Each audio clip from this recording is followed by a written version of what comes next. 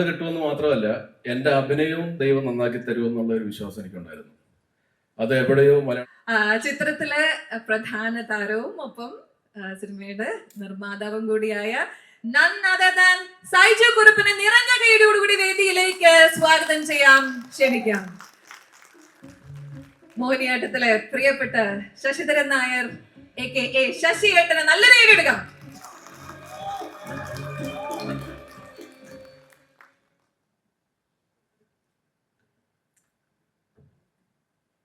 സാധാരണ ഇങ്ങനത്തെ ഒരു സമയത്ത് കാര്യങ്ങൾ പറയാൻ വളരെ ഈസി ആയിരിക്കും. പക്ഷെ ഈ ഒരു വേദിയിൽ ഞാൻ നിൽക്കുമ്പോൾ എക്സൈറ്റ്മെന്റ് ഉണ്ടല്ലോ, അത് കാരണം ഇന്നൊന്നും പറയാൻ പറ്റുന്നില്ല. കഴിഞ്ഞ പ്രാവശ്യമൊക്കെ പടം റിലീസായപ്പോൾ ഞാൻ ദുഃഖം വീണ്ടും പറഞ്ഞു തുടങ്ങുമല്ല, അത് ഞാൻ ഇന്ന് പറയാൻ ആഗ്രഹിക്കുന്നുമില്ല. പക്ഷെ കഴിഞ്ഞ പ്രാവശ്യമൊക്കെ ഈ ദുഃഖം മറികടന്ന് നമ്മൾ സംസാരിക്കുമല്ലോ, അത് എക്സൈറ്റ്മെന്റ് അല്ല. പക്ഷെ നമ്മൾ മറികടന്ന് സംസാരിക്കുമ്പോഴത്തേക്കും വളരെ ഫ്ലുവൻ്റ് ആയിട്ട് മലയാളം ആയാലും ഹിന്ദി ആയാലും ഇംഗ്ലീഷ് കുറച്ച് ബുദ്ധിമുട്ടാണ്, പക്ഷേ ഇംഗ്ലീഷും നല്ല ഫ്ലുവൻ്റ് ആയിട്ട് വരും. പക്ഷെ ഇന്ന് ഈ എക്സൈറ്റ്മെന്റ് കുറച്ച് കൂടിയത് കാരണം ചില വാക്കുകൾ ചിലപ്പം അങ്ങോട്ടും ഇങ്ങോട്ടും കയ്യിൽ ക്ഷമിക്കണം. ഒരുപാട് സമയം ഞാൻ എടുക്കില്ല.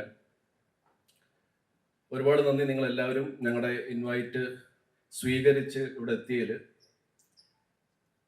ഭരതനാട്യത്തിൻ്റെ രണ്ടാമത്തെ ഫ്രാഞ്ചൈസി മോഹിനിയാട്ടം ഒരു വലിയ ബ്ലോക്ക് ബസ്റ്ററാക്കി തന്ന കേരളത്തിലെ ഓഡിയൻസ്, അവരോടും നന്ദി. ഓവർസീസ് കണ്ട അവരോടും നന്ദി. റെസ്റ്റ് ഓഫ് ഇന്ത്യയിൽ മലയാളികളും മലയാളികളല്ലാത്ത ആൾക്കാരും ഒക്കെ സിനിമ കണ്ടു. അവർക്കും ഈ ഒരു വേദിയിൽ വെച്ച് ഞാൻ എൻ്റെ നന്ദി രേഖപ്പെടുത്തുവാണ്.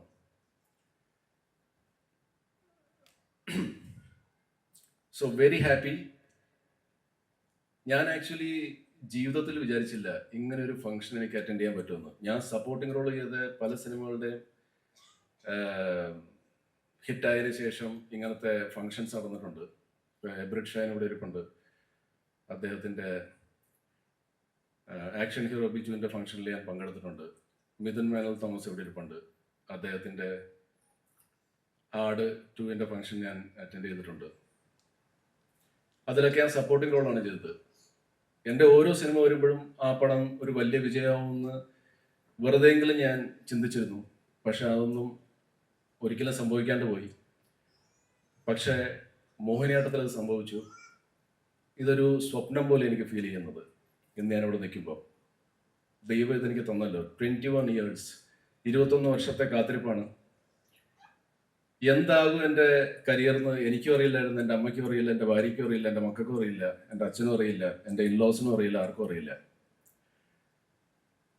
പക്ഷേ ഞാൻ ദൈവത്തിൽ ഭയങ്കരമായിട്ട് വിശ്വസിച്ചിരുന്നു. ദൈവത്തിൽ വിശ്വസിച്ചത് സിനിമകൾ കിട്ടുമെന്ന് മാത്രമല്ല എൻ്റെ അഭിനയവും ദൈവം നന്നാക്കി തരുമെന്നുള്ള ഒരു വിശ്വാസം എനിക്കുണ്ടായിരുന്നു. അത് എവിടെയോ മലയാളം ഇൻഡസ്ട്രിയുടെ സപ്പോർട്ട് കാരണം എനിക്ക് റെഗുലർ ഇൻ്റർവെൽസിൽ സിനിമകൾ കിട്ടി തുടങ്ങി. ക്യാമറയുടെ മുമ്പിൽ ഞാൻ അഭിനയിച്ച് എനിക്ക് ഇപ്പം നിങ്ങൾ കാണുന്ന ഈ സൈജു കുറുപ്പാകാൻ പറ്റി. ഇന്നിപ്പം എൻ്റെ ഫാമിലിയിലെല്ലാവരും ഹാപ്പിയാണ്. അവരും വലിയ ഓവർ എക്സൈറ്റ്മെൻ്റ് ഒന്നും കാണിക്കുന്നില്ല.